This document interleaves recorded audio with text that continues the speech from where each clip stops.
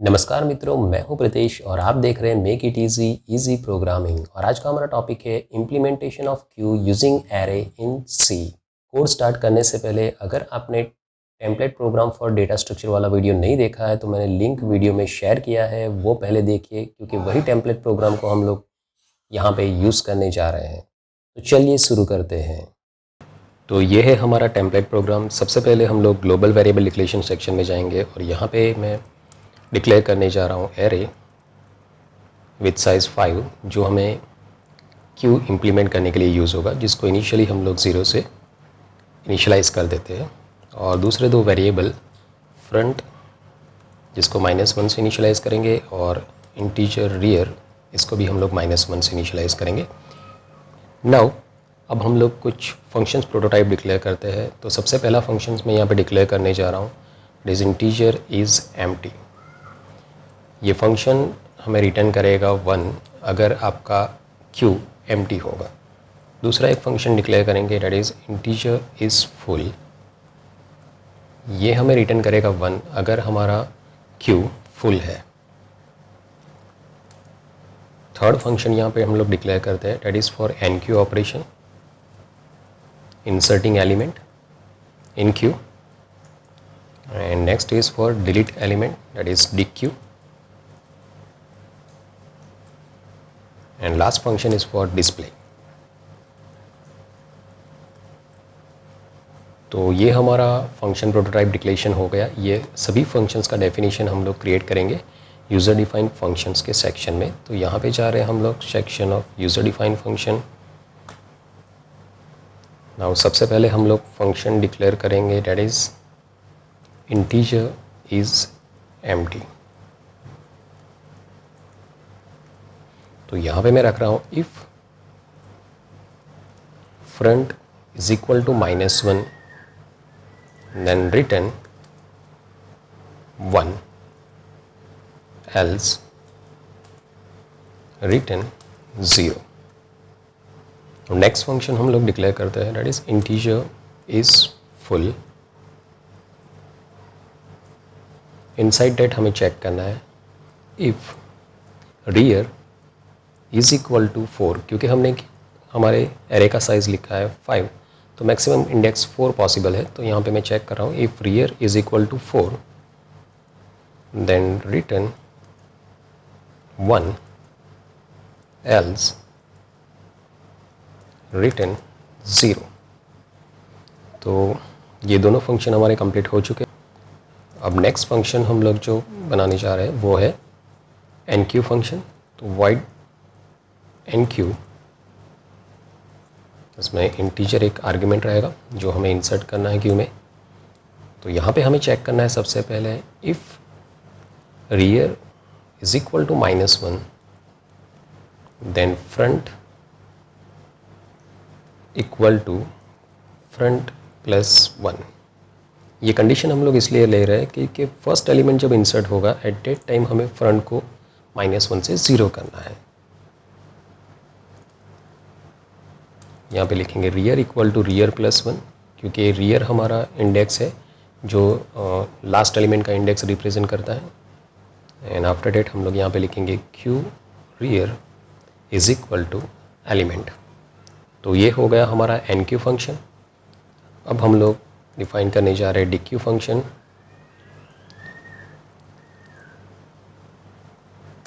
इसका कोई आर्ग्यूमेंट नहीं है, तो सबसे पहले हम लोग यहाँ पे एक इंटीजर एलिमेंट वेरिएबल डिक्लेयर कर देते हैं जो हमें रिटर्न करवाना है ये फंक्शन से।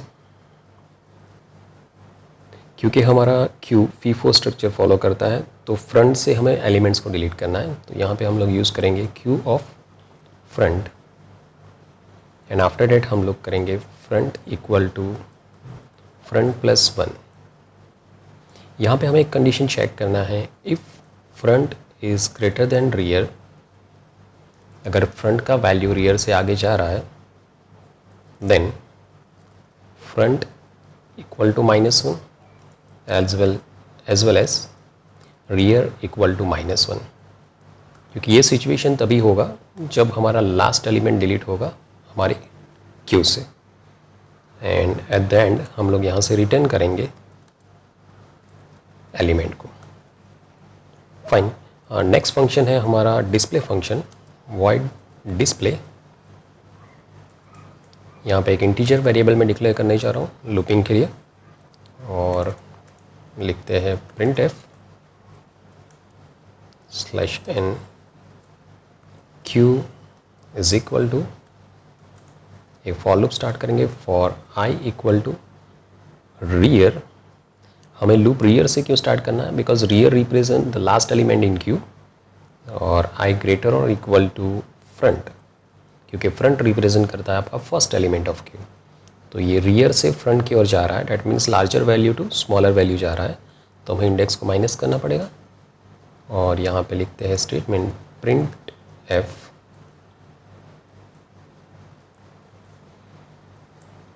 पाइप साइन हम लोग यहाँ पे यूज़ करने जा रहे हैं, %d अगेन पाइप साइन कमा q ऑफ i। तो ये हो गया हमारा डिस्प्ले फंक्शन। नाउ अब हम लोग जाएंगे मेन फंक्शन के कोडिंग के अंदर। तो यहाँ पे हमने एक चॉइस वेरिएबल डिक्लेयर करके रखा है, एक दूसरा इंटीजर वेरिएबल डिक्लेयर कर देते हैं, डेट इज़ एलिमेंट। जो भी एलिमेंट आपका डिलीट होगा क्यू से, उसको हम लोग इसमें सेव करेंगे। ये हम लोगों ने ऑलरेडी मेनू क्रिएट करके रखा है, जिसमें इंसर्ट की जगह पे हम लोग रखेंगे NQ, डिलीट के लिए हम लोग रखेंगे DQ, एंड थर्ड ऑप्शन रखेंगे डिस्प्ले, एंड फोर्थ ऑप्शन रखेंगे एग्जिट का।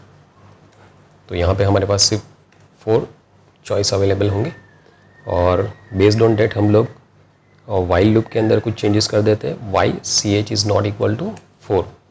ओके, तो ये केस 4 को मैं यहाँ से डिलीट कर रहा हूँ, बिकॉज हमें सिर्फ 3 चीज़ करनी है, that is NQ, DQ and display. Fine. अब केस 1 में आएंगे, यहाँ पे हम लोग इंसर्ट करने वाले वैल्यू। तो सबसे पहले हमें चेक करना है कि क्यू फुल है कि नहीं, तो मैं यहाँ पे इफ़ कंडीशन ले रहा हूँ, इफ़ इज़ फुल। अगर आपका क्यू फुल रहेगा तो यहाँ पे मैसेज करना है printf q इज़ फुल, और अगर ऐसा नहीं है तो एल्स में हम लोग क्या करेंगे, सबसे पहले एक एलिमेंट इनपुट लेंगे, एंटर एलिमेंट,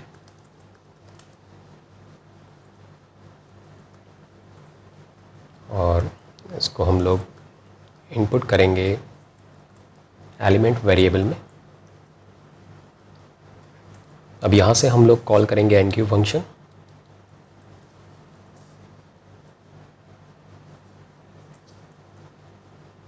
जिसमें हमें पास करना है एलिमेंट वेरिएबल को। फाइन। केस 2 में आएंगे, यहाँ पे हमें करना है DQ ऑपरेशन के लिए हमें चेक करना पड़ेगा कि हमारा क्यू एम्प्टी है या नहीं। तो सबसे पहले मैं यहाँ पे इफ़ कंडीशन ले रहा हूँ, if is empty.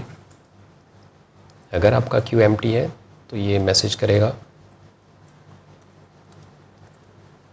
Q is empty, और अगर ऐसा नहीं है तो एल्स में हमें करना है कॉल DQ फंक्शन को, और क्योंकि DQ फंक्शन हमारा इंटीजर वैल्यू रिटर्न कर रहा है, जिसको मैं एलिमेंट वेरिएबल में सेव करने जा रहा हूँ। और जैसे एलिमेंट डिलीट हो जाएगा, यहाँ पे प्रिंट करेंगे हम लोग %d इज़ डिलीटेड एलिमेंट।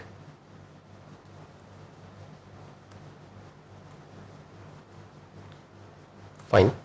तो ये हो गया हमारा केस 2।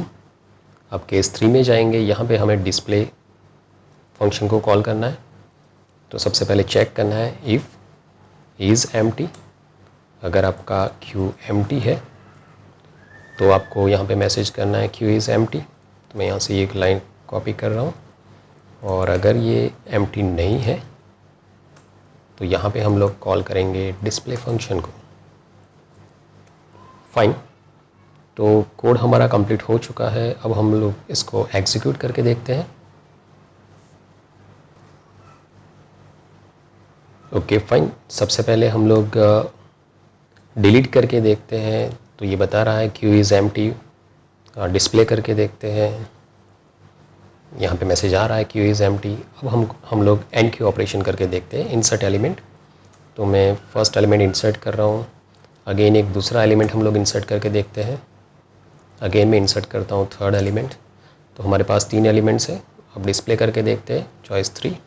तो ये बता रहा है 30, 20 एंड 10। 10 हमने फर्स्ट इनपुट किया था, उसके बाद 20 और उसके बाद 30। अब एलिमेंट डिलीट करते हैं तो सबसे पहले 10 डिलीट होना चाहिए, तो चॉइस डालते हैं 2। तो यहाँ पे आ रहा है 10 इज़ डिलीटेड एलिमेंट और डिस्प्ले करते हैं दैट इज़ 30, 20। अगेन मैं डिलीट करता हूँ तो 20 इज़ डिलीटेड एलिमेंट और डिस्प्ले करके देखते हैं दैट इज़ 30। फिर से हम लोग इसको डिलीट करते हैं तो 30 इज़ डिलीटेड एलिमेंट और अगेन डिस्प्ले करके देखते हैं तो भी आ रहा है क्यू इज़ एम्प्टी। फाइन। तो इस तरह से आप इम्प्लीमेंट कर सकते हो क्यू को यूजिंग एरे। अगर आपको ये वीडियो पसंद आया तो इसको लाइक कीजिएगा और शेयर कीजिएगा।